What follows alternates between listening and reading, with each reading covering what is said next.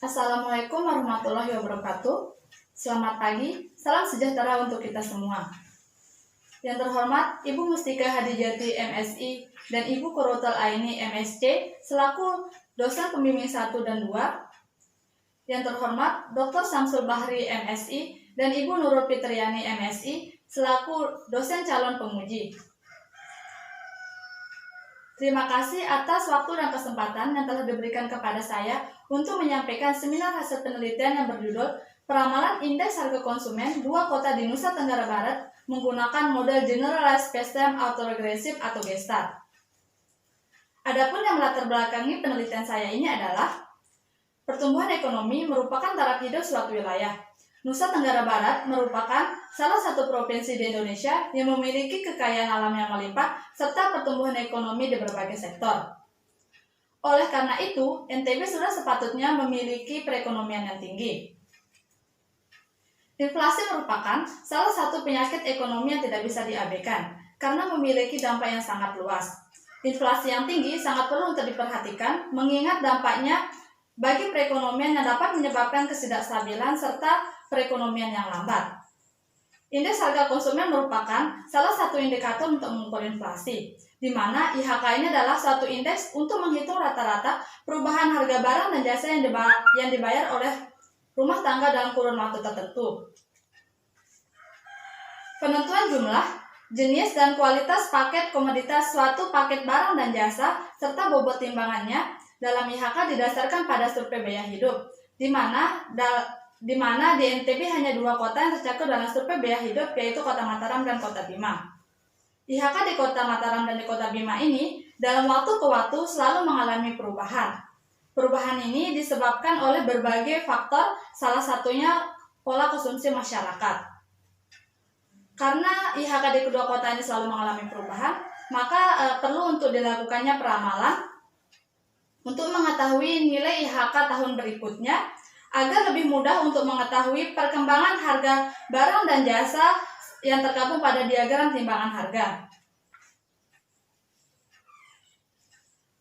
IHK ini merupakan data deret waktu, sehingga IHK ini dapat diramalkan dengan berbagai model time series seperti ARIMA, VARIMA, dan lain sebagainya. Akan tetapi, pada penelitian ini ingin dilihat pengaruh IHK lokasi yang satu terhadap IHK lokasi yang lain ataupun lokasi-lokasi tersebut tidak saling mempengaruhi, sehingga digunakan model Generalized Spacetime Autoregressive atau GESTAR untuk meramalkan IHK di kedua kota ini.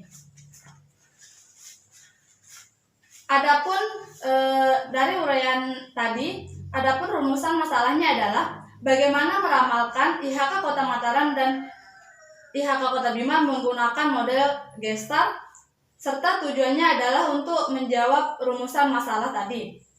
Adapun batasan masalah yang saya gunakan yaitu data yang digunakan IHK Kota Mataram dan IHK Kota Bima menggunakan metode GESTAR Oda Lak 1 dan bobot impas jarak. Adapun manfaat yang diharapkan dari penelitian ini, yang pertama bagi peneliti sendiri, penelitian ini diharapkan dapat menambah pengetahuan dan wawasan serta menerapkan ilmu analisis runtun waktu yang diperoleh selama proses perkuliahan terutama pada bidang peramalan. Serta peneliti dapat meramalkan nilai IHK Kota Mataram dan Kota Bima serta mengetahui seberapa baik metode GESTAR dalam peramalan. Yang kedua, bagi instansi terkait, penelitian ini diharapkan dapat dijadikan sebagai gambaran pola data indeks harga konsumen untuk survei biaya hidup tahun berikutnya. Serta penelitian ini diharapkan dapat dijadikan sebagai masukan dan bahan pertimbangan dalam mengambil keputusan. Dan yang ketiga, bagi dunia ilmu pengetahuan, penelitian ini diharapkan dapat digunakan sebagai acuan atau referensi dalam menyelesaikan permasalahan pengamatan yang tidak seragam. Serta penelitian ini diharapkan dapat digunakan sebagai sumber informasi berkaitan dengan penelitian sejenis maupun pengembangan penelitian selanjutnya. Adapun variabel yang digunakan dalam penelitian ini Z1 yaitu IHK di Kota Mataram dan Z2 yaitu IHK di Kota Bima. Data penelitian yang digunakan ada data in sample adalah data IHK Kota Mataram dan IHK Kota Bima periode Januari 2014 sampai Desember 2017. dan ada data outsample adalah data IHK Kota Mataram dan IHK Kota Bima periode Januari 2018 sampai Desember 2018. Adapun alat penelitian yang digunakan ada program Microsoft Excel, SPSS, program R, SAS, dan MATLAB. Langkah-langkah penelitian. Pertama, kita menentukan data direct waktu yang digunakan. Pada penelitian ini digunakan data IHK Kota Mataram dan IHK Kota Bima. Selanjutnya, setelah ditentukan data, kita melakukan identifikasi data, yaitu untuk melihat apakah data kita telah stasioner atau tidak. Karena apabila belum stasioner, maka kita tidak bisa melanjutkan analisis. Apabila data belum stasioner, maka akan kita lakukan differencing. Setelah data stasioner, selanjutnya kita mengidentifikasi order waktu dengan mengidentifikasi model vektor autoregresif dengan melihat plot MPACF. Kemudian untuk menentukan model terbaik, kita melihat nilai AIC yang paling minimum. Setelah ditentukan model terbaik, selanjutnya kita melakukan penafsiran parameter. Di sini digunakan metode ordinary least square. Kemudian setelah didapatkan estimasi parameter, kita melakukan uji signifikansi parameter. Apabila ada parameter yang belum signifikan, maka kita akan melakukan revisi. Pada penelitian ini digunakan backward elimination. Sesudah seluruh parameter signifikan, selanjutnya kita melakukan cek diagnosa apakah residual memenuhi asumsi white noise dan normal multivariat. Apabila asumsi tidak terpenuhi, maka kita akan kembali ke langkah identifikasi order waktu. Tetapi apabila kedua asumsi telah terpenuhi, maka model terbaik dapat kita gunakan untuk melakukan peramalan. Hasil dan pembahasan. Dari plot time series data IHK Kota Mataram dan Kota Bima ini, terlihat bahwa kedua data membentuk pola tren, sehingga dapat dikatakan data kita ini belum stasioner. Untuk lebih lengkapnya, kita dapat melakukan uji augmented decay Fuller atau uji ADR. Dan hasil yang kita dapatkan untuk IHK Kota Mataram, untuk nilai mutlak statistik ujinya sebesar 1,8419 lebih kecil dibanding dengan T-tabel sebesar 2,0106 sehingga H0 diterima, yang artinya IHK Kota Mataram masih mengandung yakar unit atau belum stasioner. Begitu pula dengan IHK Kota Bima, nilai dari mutlak statistik ujinya lebih kecil dibanding T-tabel sehingga H0 diterima, yang artinya belum stasioner. Karena data belum stasioner, maka kita lakukan differencing dengan rumus WT sama dengan ZT-1. Di sini terlihat pola untuk data IHK Kota Mataram dan IHK Kota Bima. Terlihat pada plot ini data dari kedua kota sudah konstan terhadap rata-rata dan varian.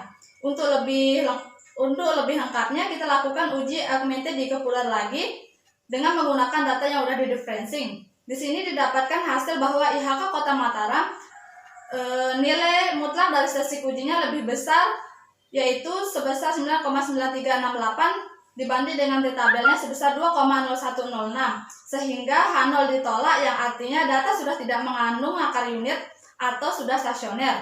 Begitu pula dengan IHK Kota Bima, nilai statistik ujinya lebih besar dibanding T-tabel sehingga H0 ditolak, yang artinya sudah stasioner. Karena data telah stasioner, maka selanjutnya kita akan melakukan identifikasi model dengan mengidentifikasi model vektor autoregresif atau VAR. Di sini kita dapat melihat plot MPACF. Dari plot MPACF ini terlihat bahwa terjadi cutout setelah lag 3, sehingga didapatkan model sementara yaitu VAR 3 dengan beberapa kombinasi model sebagai berikut, yaitu VARIMA 310, VARIMA 210, dan VARIMA 110. Nah, dari ketiga kombinasi model ini, selanjutnya kita akan menentukan model terbaik. Maka kita akan melihat nilai AIC yang paling minimum, yaitu model VARIMA 110 dengan nilai AIC sebesar 5,3596. Setelah didapatkan model terbaik, model yang didapatkan dari identifikasi model G-star dengan G-star 11 dengan differentiation 1, persamaannya ZT sama dengan PSI10 ZT-1 ditambah PSI11 WZT-1 ditambah ET apabila dimasukkan dalam bentuk matriks sebagai berikut. Sebelum melakukan pengujian dan estimasi parameter, sebelumnya kita akan mencari bobot impuls jarak. Di sini didapatkan bobot impuls jarak sebesar W sama dengan 0,110 dan dimasukkan dalam bentuk matriks sebagai berikut. Nah, setelah ditentukan bobot impuls jarak, selanjutnya kita akan melakukan pengujian dan estimasi parameter menggunakan metode ordinary least square. Di sini didapatkan ada 4 parameter. Untuk parameter pertama, PESI 101, mutlak dari T hitungnya lebih besar dibandingkan T tabel, sehingga dapat disimpulkan bahwa parameter pertama ini signifikan. Sedangkan untuk parameter kedua tidak signifikan, untuk parameter ketiga signifikan, dan keempat tidak signifikan. Karena di sini ada 2 parameter yang tidak signifikan, oleh karena itu perlu dilakukannya revisi. Di sini kita menggunakan metode backward elimination. Untuk tahap awal ada 2 parameter yang signifikan dan 2 parameter yang tidak signifikan. Maka kita keluarkan salah satu parameter yang tidak signifikan, yaitu parameter dengan T hitung paling kecil. Untuk tahap 1 didapatkan parameter 2 signifikan dan 1 tidak signifikan. Nah, karena masih ada parameter yang tidak signifikan, di sini kita keluarkan lagi parameternya. Sehingga untuk tahap akhir kita dapatkan 2 parameter yang signifikan, yaitu PESI 10 dan PESI 10 pangkat 2. Sehingga model Gestar 11 dengan diferensi 1 bobot impuls jarak menggunakan parameter yang signifikan adalah sebagai berikut. Untuk persamaan Gestar IHK Kota Mataram, yaitu Z1T sama dengan min 0,3777 Z1T-1 ditambah ET, yang artinya IHK Kota Mataram hanya dipengaruhi oleh 1 periode IHK Kota Mataram sebelumnya. Dan untuk persamaan model Gestar untuk IHK Kota Bima, yaitu Z2T sama dengan min 0,4205 Z2T-1 ditambah E1T, yang artinya IHK Kota Bima hanya dipengaruhi 1 periode oleh IHK Kota Bima. Selanjutnya, setelah ditentukan model terbaik, maka kita akan melakukan pengujian residual apakah memenuhi white noise dan norma multivariat. Yang pertama, untuk asumsi white noise. Di sini terlihat pada lak 1, Q hitungnya lebih kecil dibandingkan Q tabel, sehingga H0 diterima, yang artinya untuk lak 1 residual memenuhi asumsi white noise. Begitu pula dengan lak-lak selanjutnya, Q hitungnya lebih kecil dibanding Q tabel, sehingga H0 diterima, yang artinya residual kita ini memenuhi asumsi white noise. Dengan cara lain, di sini kita dapat melihat plot MACF. Di sini pada plot MACF sudah terlihat banyak titik-titik yang keluar. Artinya residual sudah tidak saling berkorelasi sehingga memenuhi asumsi white noise. Yang selanjutnya untuk pengujian norma multivariat, di sini kita dapat melihat plot datanya. Di sini plot data membentuk pola linear dan D hitungnya lebih kecil dibanding D tabel, sehingga H0 diterima, yang artinya residual memenuhi asumsi normal. Karena residual kita ini memenuhi kedua asumsi, maka model terbaik kita tadi dapat digunakan untuk melakukan peramalan. Berikut hasil peramalan dari model terbaik. Dan berikut adalah plot hasil peramalan. Di sini untuk IHK Kota Mataram, nilai MAP-nya sebesar 1,8520%. Dan untuk IHK Kota Bima, MAP-nya sebesar 1,0279%. Nah, MAP dari kedua kota ini berada di bawah 10%, sehingga model yang kita dapatkan tadi sangat baik untuk melakukan peramalan. Nah, adapun kesimpulan yang dapat kita ambil dari penelitian ini, yang pertama, model terbaik yang didapatkan untuk 2 kota di NDB, yaitu Kota Bima dan Mataram, pada penelitian ini yaitu model Gestar 11 dengan diferensi 1 dengan nilai MAP untuk Kota Mataram sebesar 1,8520% dan Kota Bima sebesar 1,6279%, di mana model yang terbentuk sangat baik untuk melakukan peramalan karena nilai MAP berada di bawah 10%. Yang kedua, model Gestar 11 dan diferensi 1 untuk IHK Kota Mataram dipengaruhi oleh IHK Kota Mataram 1 periode sebelumnya. Begitu pula dengan IHK Kota Bima dipengaruhi oleh IHK Kota Bima 1 periode sebelumnya. Dan hasil peramalannya sebagai berikut.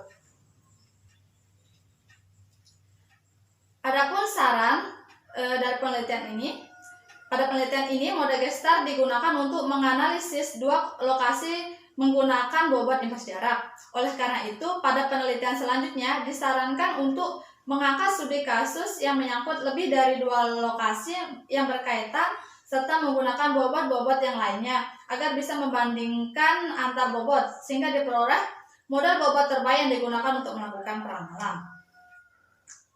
Sekian, hanya itu yang bisa saya sampaikan. Lebih kurangnya, Assalamualaikum warahmatullahi wabarakatuh.